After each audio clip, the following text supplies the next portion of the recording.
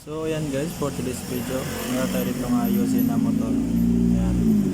So dinala sa akin dito na hindi na siya gumagana, bali yun na lang to guys, hindi lang to papunta dito. So siyempre ang gawin ko dyan ay kailangan ko muna i-check yung yung kuryente. Saka pangalawa na din yung carburetor. Bago yan, kailangan natin yan siyempre buksan. Ayan, so ito yung gagawin ko muna. Kailangan ko muna buksan. So maraming bolt yan, ay mga bolt, saka mga screw. Ayan, so iba-ibang klase ito eh. May mga bolt yan, saka screw. So ano pala to guys, yung iba allen din. Ayan, screw, allen, tapos yung bolt na 10 yung size ng ulo. So ayan, pero 8 yung yung size ng thread. Ayan, so bali marami nga pala guys nito ang ang tinatanggal na screw, kasi nga hindi ko tumatanggal kapag hindi ko inalis yung yung mga screw niyan. So ganun ako mag-check pag kaya ko naman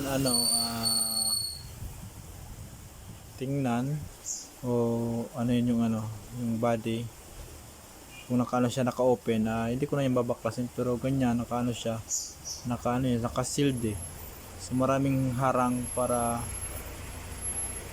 ma-check yung yung kuryente nito. So no choice tayo guys, kailangan natin ito baklasin talaga, yung cover nito, side cover.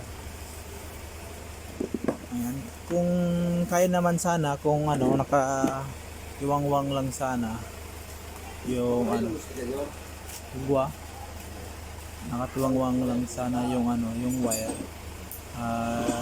ko na ito babaklasin yung side cover. Ayan, so no choice talaga, kailangan natin ito isa-isahin para baklas yung yung side cover.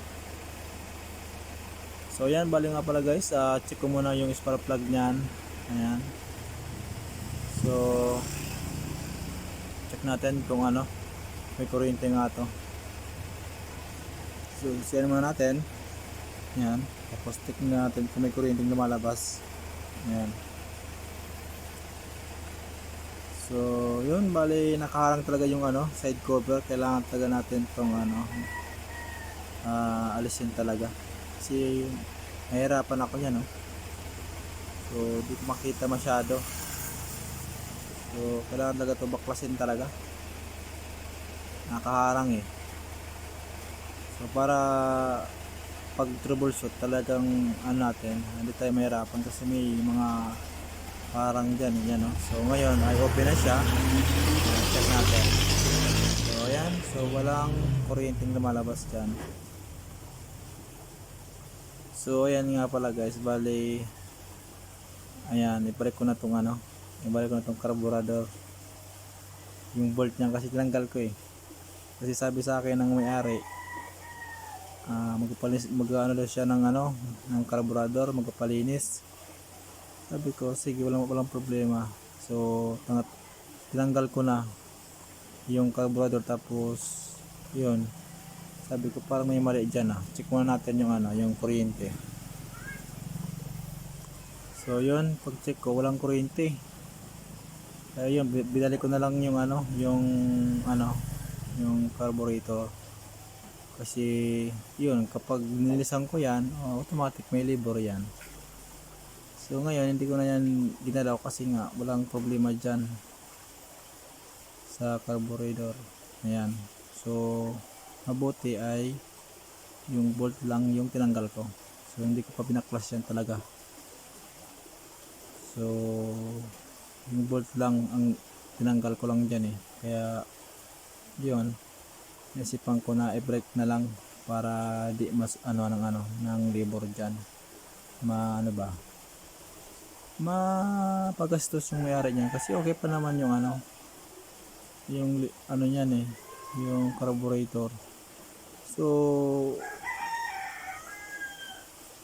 kailangan ko muna unahin yung kuryente, kasi ito na ang problema saka na lang yung pangalawa na lang yung carburetor, kung palyado yung yung andar niya. Pero hindi ko pa masyado alam, kasi nga hindi ko pa siya napapatakbo. So kailangan ko muna itong kuryente ang unahin ko, kasi dito ko nakita na may problema So ayan, so bali nga pala guys, tinanggal ko muna yung yung papunta doon sa may ignition coil. Ayan, so chinig ko kung may kuryente, wala talaga. So dito naman tayo sa harapan, may screw na naman. So ayan, tanggal talaga lahat. So ganoon ako mag troubleshoot kapag silyado talaga yung motor. Kailangan talaga baklasin kasi hindi ko makita saan naman problema So hindi ko pwede tsambahin na lang yan, ayun ang sira. So tapos hindi man gagana, so useless din yung pag-ayos. So wala tayong magagawa dyan, kundi yun ang talagang ang gagawin talaga para makita saan talaga problema. Kailangan baklasin talaga. So yun, walang problema dito sa spark plug, sa ignition coil, okay yan.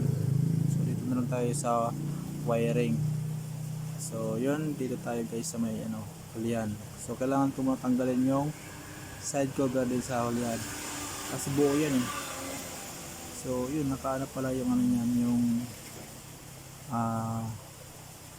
yung bakal ba yun. So hawakan sa hulihan, so nakakapit din yung head cover. So, kailangan ko muna siyang tanggalin para matanggal yung yung side cover. Ayan, so marami talagang bolt ang tinanggal ko dito So dito talaga kapag ganitong motor na hindi siya open yung wire at maraming screw na tatanggalin, ay talaga medyo talaga natatagal ako dito siya guys. Siyempre kailangan natin tong paglaan ng oras para matanggal to So hindi ko pwede ito shortcutin, kasi hindi naman talaga yan may mga screw kasi. So ayan, so check natin yung wire, kasi yun, kahit bago yan na motor o naman mga 2 years pa lang na motor, 3 years, minsan doon talaga sa wiring problema. Sa tingin ko may to dito, may problema talaga. Baka nilagyan ng accessories na ilaw, tapos dinirekta na lang dyan sa harness, kaya gano'n nagka-problema yung wiring. So ngayon chinik ko nga pala guys yung yung wiring yan. So ayan, so nakita ko na walang supply yung CDI. So lagyan natin ng extra wire. Ayan, siguro na ako mag troubleshoot kapag nagmadali talaga. Halimbawa may pupuntahan pa yung may-ari, yun, hindi ko talaga babakasin yung yung harness na yan para hanapin yung saan parte ang may damage o may sira. So ginagawa ko dyan, nag-jumper na ako ng wire, o naglagay ako ng extra wire para masupplyan lang yung CDI na 12 volts. So ayan, kasi 4 pins to 4 pin. Kaya yun, walang na-trace ko, walang pumapasok na 12 volts doon sa may CDI. Kaya yan, nilagyan ko na. So ngayon, check na natin, tayo natin. Pop, wala pa rin ang nangyari nito. So check ulit natin, baka may nakalimutan. Ayan, so wala. Ayan, so check natin sa unahan pa, kasi may tinanggal ako dun Ayan, so bala nga pala guys, yung sa unahan niyan ay tinanggal ko yung yung yung ano, yung regulator. Ayan. Ayan guys, binalik ko na siya. So meron na yung kuryente.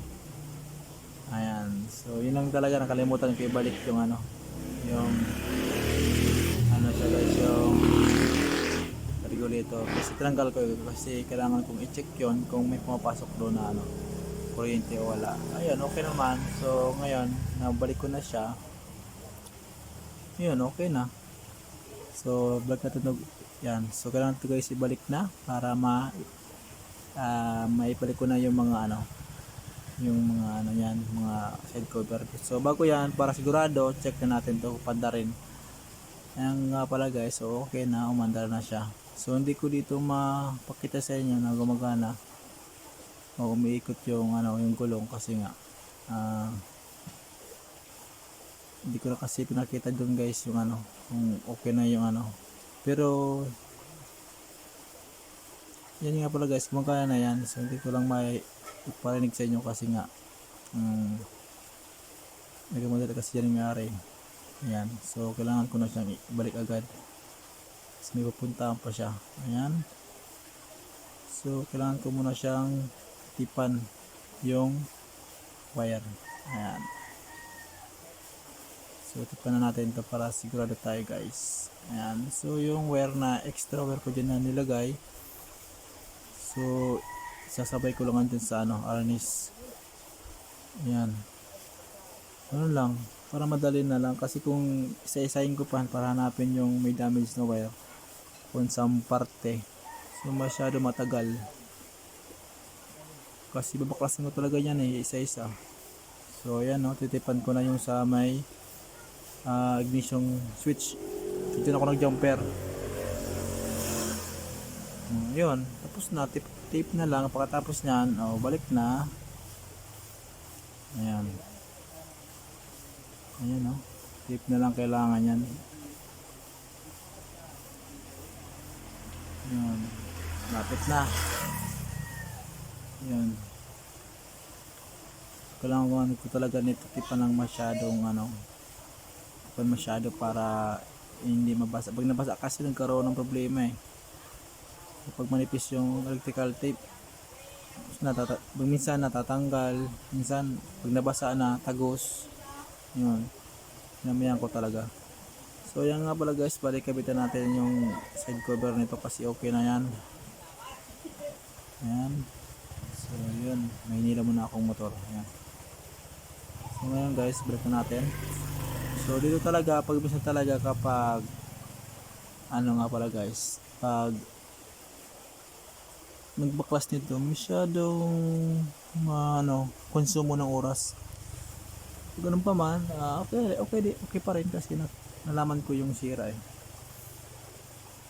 kahit matagal. So tiyagaan na lang talaga, so maghintay talaga yung may-ari nito kasi binaklas ko talaga yung side cover yun kasi hindi ko masungkit yung wire. So kailangan talaga ko matipan ng maigi kung may cover nakaharang sa sa pag tape. So yun, makas talaga. Kaya ba talaga nito ay buo talaga siya, buo sa gilid niyan so no choice talaga, kailangan talaga baklas yan para matipan ng maayos. Ayan, so medyo matagal-tagal to guys pag lagay ng head cover. Ayan, so kaya pinas forward ko na lang para mabilis. Ayan, mabilis talaga. Ayan, bilis mo pa. Ayan.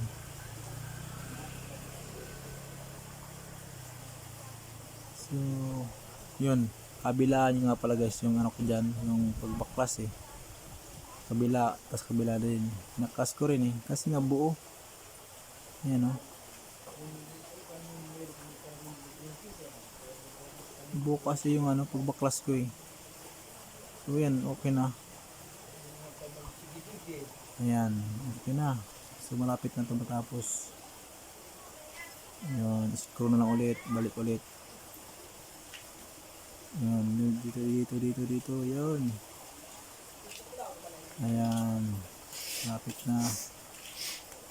So yun, tabi kasi nitong mga papabot na ano, hindi kasi buo. Ayan o. At dapat isa na lang talaga. Ayan o. Ayan o. Kunti pa. Sa gilid pa. Yun. Sa kabila na naman. Meron na naman sa kabila. Up. Tapos na nga sa kabila pala. Ayan, okay na. So yung sa ano na lang. Yung last. Ayan. Yun. Kailangan tagal nito ano eh. Malapat talaga kasi ano, minsan nakakaligtaan ko eh. Ano, kulangan ng ano, tornilyo. Minsan sobra ano, sobra. So, kailangan talaga siguraduhin natin na walang sumobra o walang kulang na tornilyo. Ayan, malapit na. Na lang nga pala guys, sa ulian na lang sa may upuan. Yun. So ganun lang guys pag check ko. So yung carburetor ganun pa rin. Wala akong ginalaw dyan. Hindi ko na yung ginalaw kasi okay naman. So kapag ganun okay naman yung takbo. Hindi ko na yung ginagalaw. Pero na lang kung palyado yun. Hinisan ko talaga. Pero kung hindi naman okay na yan. So ito naman sa harapan. Yun, daming tornilyo nito eh. Yan. So bilisan mo. Yan. So 1, 2, 3, 4, 5, 10 tornilyo. 1, 2, 3, 4, 5. 10 tornilyo dito lang sa may gilid na to, sa may unahan. Dami talaga. Yun, lapit na to. Okay na lang.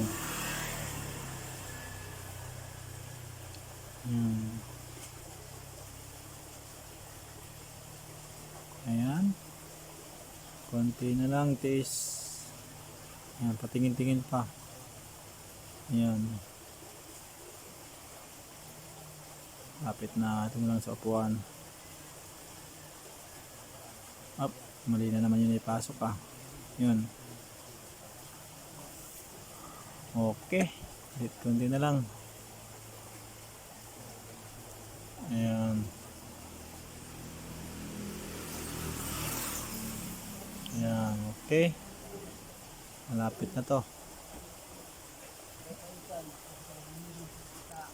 Oh, yun naman na. Ayan.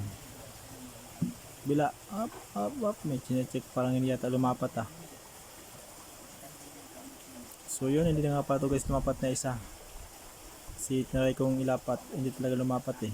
Parang ano eh, bubuka eh. Yung sa may gilid na yan, hindi kasi bumabalik. So yun oh, nahawakan ko bumabalik pa rin. So hindi ko na yan nilapat kasi okay na yan. So isa man lang yan eh. Eh talaga maglapat eh. Yan, so malapit na. Okay. So kunting tiis na lang yan. Ayan. Yan na, malapit na yan. Yan na. So, sa kabila naman tayo guys. Ayan o. Kunting tornilyo na lang. Tapos na yan. Ayan. Tama kasi na yung tornilyo nito. Makakaabutin niya ito ng ano, na 20 pirasong tornilyo. Walampas pa.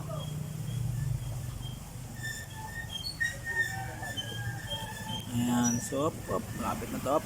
Try natin, okay. Okay na yan nga pala guys.